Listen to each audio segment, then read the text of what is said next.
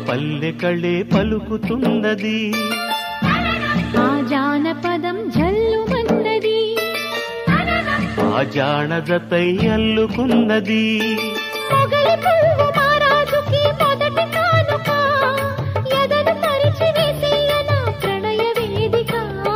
మల్లె నవ్వు మారాణి ఈ గొల్ల గోపిక